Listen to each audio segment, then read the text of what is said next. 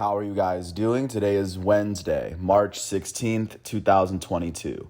I'm James Sims, and for this episode of The Elite, I'm going to review yesterday's Elite matchups and performances from Tuesday, March 15th, 2022.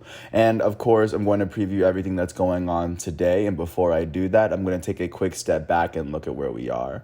With the baseball season around the corner, we are at the beginning of the 2022 March Madness tournament. Going into yesterday's matchups, there were 68, and after, of course, two teams were eliminated, there are now 66 teams left competing for one title. By the end of today, we will be down to 64 teams.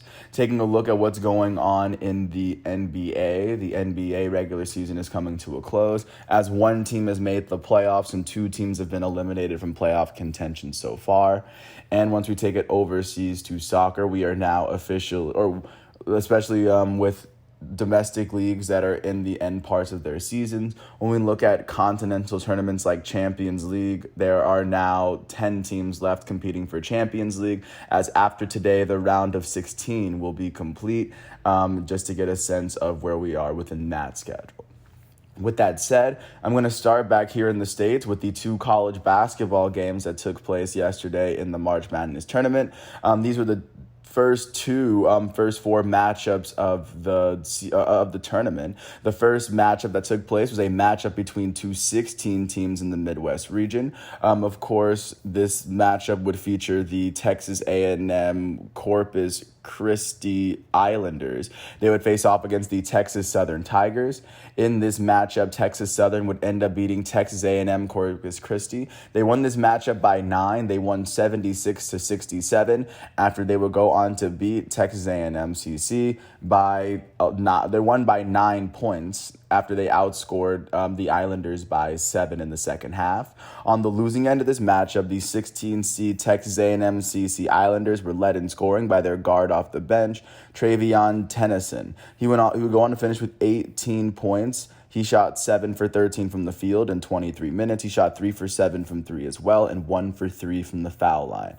On the winning end of this matchup, the 16-seed Texas Southern Tigers were led in scoring by their guard off the bench, Bryson Etienne. He would go on to finish with 21 points and 5 rebounds in 31 minutes. He shot 5 for 9 from the field. He would shoot 2 for 5 from 3, and he shot a perfect 9 for 9 from the foul line.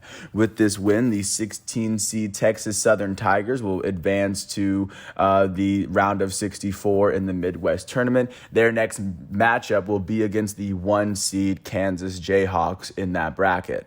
And with this loss, that will be the end of the season for Texas A&M Corpus Christi. They will finish their season with a 23-12 record. This came after they finished fourth and end up winning the tournament in the 2021-22 Southland Conference.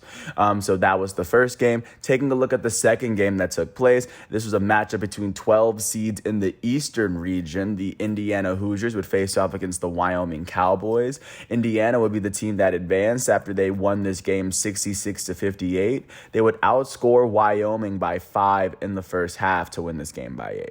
On the losing end of this matchup, the 12-seed Wyoming Cowboys were led in scoring by their starting guard, Hunter Maldonado. He will go on to finish with 20 points and 5 assists, as well as 10 turnovers in all 40 minutes. He will go on to shoot 8 for 16 from the field, 2 for 4 from 3, and 3 for 6 from the foul line. On the winning end of this matchup, the 12th-seed Indiana Hoosiers were led in scoring by their starting forward, Trace Jackson Davis. He finished with 29 points and 9 rebounds in 36 minutes. He shot 10 for 16 from the field and 9 for 11 from the foul line. With this win, the 12-seed Indiana Hoosiers will advance to the round of 64. Their next matchup will be against the 5-seed St. Mary's Gaels. And of course, that's where they are sitting, as they will be one of the two teams from yesterday to advance. With this loss, the 12-seed Wyoming Cowboys will finish their 2021-22 season with a 25-9 record. This came after they finished with the 4th best record in the Mountain West this year. With that said, there are now 66 teams left in the men's college basketball tournament for right now.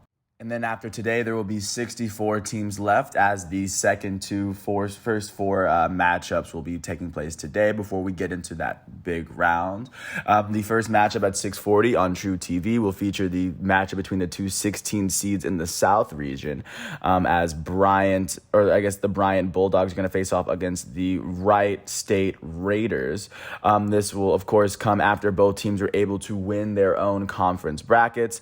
And because this is the winner of this comes out of the South region, the winner of this will face off against first seed Arizona. The second matchup today will feature the two 11 seeds in the West region. It will feature 11th seed Notre Dame and then 11th seed Rutgers. Notre Dame coming out of the ACC, Rutgers coming out of the Big Ten. With this win, of course, the winner of this matchup will face off against 6th seed Alabama in the Western region. So that's what college basketball is looking like in the men's bracket. Looking at what it's looking like in the women's bracket as we are entering the women's March Madness tournament. The first four matches will take place today on ESPNU. Look at the first matchup taking place in Columbia, South Carolina. It will be between the two 16 seeds in the Greensboro region. The Incarnate Word Cardinals are going to face off against the Howard Bison. And then the game after that will be on ESPNU featuring the two 11 seeds from the Greensboro region as Dayton will face off against DePaul in the James H. Hilton Coliseum. Looking first, the winner of Incarnate Word in Howard will, of course, go on to face off against against 1 seed South Carolina in the next round. And looking at the second matchup, the winner between these two 11 seeds within the same Greensboro region will face off against the 6th seed Georgia Bulldogs in the round of 64. By the end of today, there will be 66 teams left in the women's tournament, and there will be 64 teams left in the men's. Taking a look at what it's looking like at the professional level, of course, jumping to the NBA, starting off in Indianapolis. The Indiana Pacers would host the Memphis Grizzlies. The Grizzlies would end up beating the Pacers. They would end up winning this matchup 135-102. They would win this game by 33 points after they outscored the Pacers by a combined 25 in the first half. They would go on to outscore the Pacers by an additional 9 in the third quarter as well. On the losing end of this matchup, the Indiana Pacers at home were led in scoring by their forward off the bench, Jalen Smith. He finished with 15 points and 8 rebounds in 27 minutes. He shot 5 for 12 from the field, 2 for 5 from 3 as well. And, of course, on the winning end of this matchup, the Memphis Grizzlies were led in scoring by their starting shooting guard, Desmond Bane. He finished with 21 points, 6 assists, and 2 steals in 23 minutes. He would shoot 7 for 12 from the field, 4 for 7 from 3, and he would shoot 3 for 4 from the foul line. In their starting lineup at the same time, their starting center, Steven Adams, would finish with 13 points and 13 rebounds in 23 minutes. He shot 6 for 7 from the field and 1 for 2 from the foul line. With this win, the Memphis Grizzlies are 48-22. That is the second best record in the Western Conference, and that is the second best record in the NBA as a whole. They've won their last 4 games. Their 4-game winning streak is the longest active winning streak in the Western Conference. They are tied with the Toronto Raptors and the Brooklyn Nets for the longest active winning streak in the NBA. At the moment, they are sitting 7.5 games behind the Western Conference leading Phoenix Suns, and they are also sitting half a game ahead of the third place Golden State Warriors. With this loss, the Indiana Pacers are 23-47. That is the third worst record in the Eastern Conference. They've now lost their last 2 games. They've lost 7 of their last 10. They are currently sitting 11.5 games behind the 10th place Charlotte Hornets outside the Eastern Conference playoff picture, as they are currently sitting at 70 games. They have 12 games left in their season. Taking a look at what happened in Orlando, the Magic hosted the Brooklyn Nets. The Nets would end up beating the Magic 150-108 as Kyrie Irving put on a performance for the ages. He had 41 points in the first half. But the Nets would win this game 150-108. They won this game by 42 after they outscored the Magic by 18 in the first, by 12 in the second. So they outscored the Magic by 30 in the first half. They were going to outscore the Magic by an additional 15 in the fourth quarter. On the losing end of this matchup, the hometown Orlando Magic were led in scoring by their starting point guard out of North Carolina, Cole Anthony. He would go on to finish with 19 points and 7 assists in 25 minutes. He shot 5 for 11 from the field, 3 for 6 from 3, and also off the bench, Orlando center Moritz Wagner finished with 17 points and 11 rebounds. In 22 minutes, he shot 7 for 15 from the field and 2 for 3 from the foul line. On the winning end of this matchup, the Brooklyn Nets were led in scoring by their elite starting point guard out of Duke, Kyrie Irving. He would go on to finish with 60 points, 6 rebounds, 4 assists, and 4 steals in 35 minutes. He shot 20 for 31 from the field, 8 for 12 from 3, and 12 for 13 from the foul line. Their goated starting power forward, Kevin Durant, finished with 19 points, 5 rebounds, and 7 assists in 30 minutes. He shot 6 for 9 from the field and 7 for 8 from the foul line. Their starting power forward, Nicholas Claxton, finished with 12 points and 10 rebounds in 24 minutes. He shot 5 for 9 from the field and 2 for 3 from the foul line.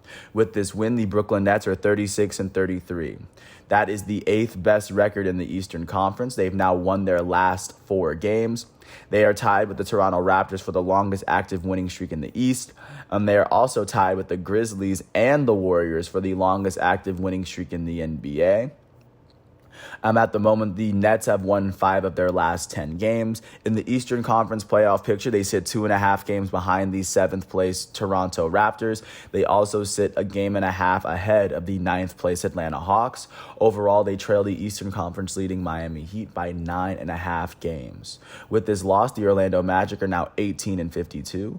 That is now the worst record in the Eastern Conference. That is not the worst record in the NBA win percentage wise. They've now lost their last 2 games, and they've lost 5 of their last 10.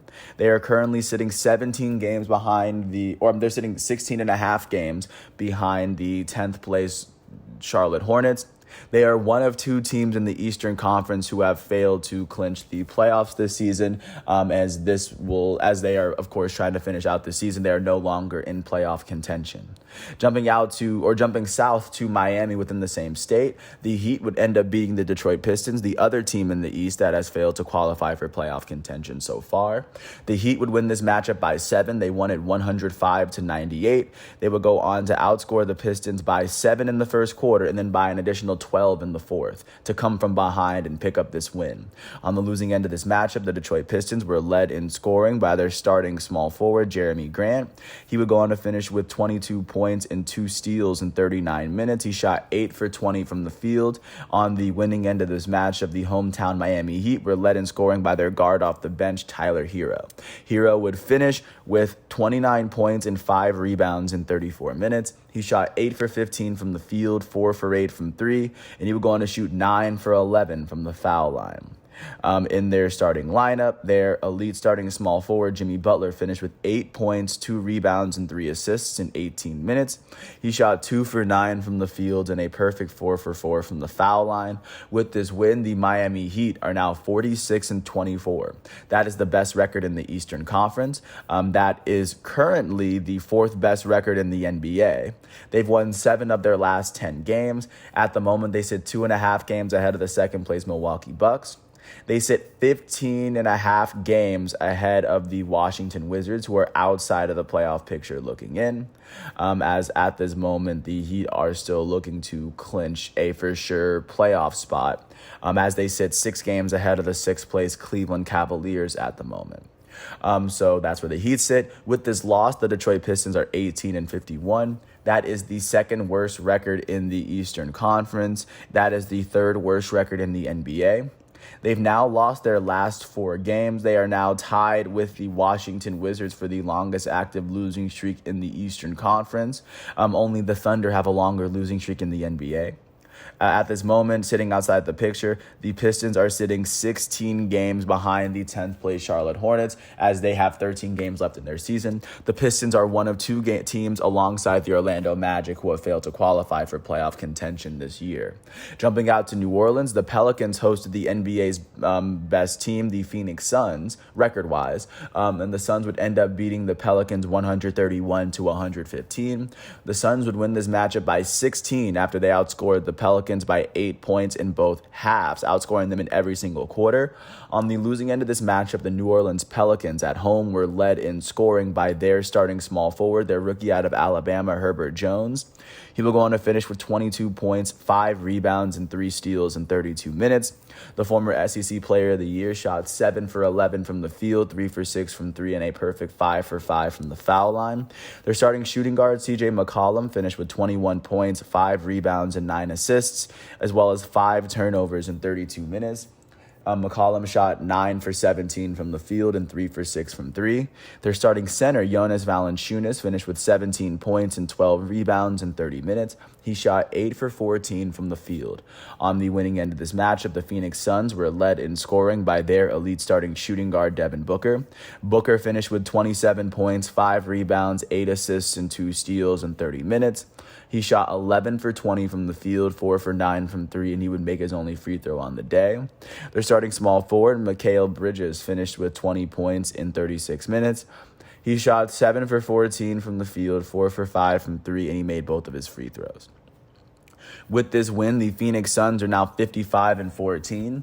That is the best record in the Western Conference and the best record in the NBA. As they sit 15 and a half games ahead of the 7th place Minnesota Timberwolves at the moment, as they are currently holding 13 more games left in their season. The Phoenix Suns are the only team in the NBA that have clinched a playoff spot to date. Like I said, they've won their last 2 games. They've won 6 of their last 10. At the moment, they sit 7.5 games ahead of the 2nd place Memphis Grizzlies, and they are sitting 28 full games ahead of the Portland Trailblazers, who are the first team on the outside of the picture looking in, as they are tied with, or they sit 2 wins behind the Pelicans.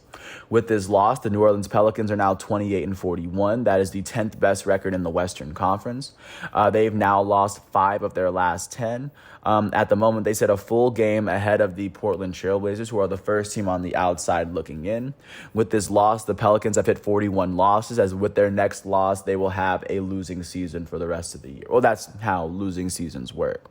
But that is what the NBA is looking like following yesterday's matchups. Taking a look at what is going down today in the NBA. Today is Wednesday, which means the primetime matchup games are going to be on ESPN. The first matchup will feature the Brooklyn Nets, who are holding the 8th seed in the East. They are going to host the Dallas Mavericks, who hold the 5th best record in the West. The Nets have won their last 4 games, and they've won 5 of their last 10. Right now, they are sitting 3.5 games behind the 6th seed Cleveland Cavaliers, as they are still trying to compete for a definite playoff spot. And then the Dallas Mavericks enter this matchup with the 5th best record, or tied with the Jazz for the 4th best record in the Western Conference. The Mavericks have won their last 2 games in 8 of their last 10. They are currently sitting, even with the 4th place Utah Jazz, they both sit 4.5 games behind the 3rd place Golden State Warriors. And looking at the second game, it will feature the Golden State Warriors, the 3rd best team in the West and the NBA. They are going to host the Boston Celtics, who hold the 5th best record in the East. The hometown Warriors entering this matchup have won their last 4 games, as they only sit half a game behind the 2nd place Memphis Grizzlies. And on the other end, the Boston Celtics have only lost 3 of their last 10 games. They are sitting half a game behind the 4th place Chicago Bulls, as they are looking to possibly leapfrog them today. Looking at the games that aren't going to be on prime time at 7 o'clock, the Charlotte Hornets, who hold the 10th best record in the East, are going to host the Atlanta Hawks, who hold the 9th best record in the East. At 7 o'clock, the Cleveland Cavaliers are going to host the Philadelphia 76ers, as this could be a potential playoff matchup. At 7 o'clock, the Washington Wizards, from outside of the playoff picture, are going to host the Denver Nuggets. At 7:30, the New York Knicks are going to host the Portland Trailblazers. At 8 o'clock, the Houston Rockets, who hold the worst record in the West, are going to host the Phoenix Suns, who have the best record in the West. At 8 o'clock, the Minnesota Timberwolves are going to host the Los Angeles Lakers to try to see if they can get their 41st win of the season and see if they can stamp out a losing record. At 8:30 on at AT&T Center, the San Antonio Spurs are going to host the Oklahoma City Thunder, as both of these teams have already clinched losing records this year. At 9 o'clock, the Utah Jazz are going to host the Chicago Bulls, as that's probably one of the more underrated non-primetime matchups today. At 10 o'clock, the Sacramento Kings are going to host the defending champs Milwaukee Bucks in the Golden One Center. And then at 10:30, the LA Clippers are going to host the Toronto Raptors in the Crypto.com Arena. Clippers are holding on to the 8th best record in the West. Raptors are holding on to the 7th best record in the East and are holding on to a tie for the longest active winning streak right now. That's what basketball is looking like. Taking a look at what soccer is looking like at this particular moment. Yesterday was mostly Champions League competition. Coming in, there were only 12 teams left as we are still in the second leg of matchups.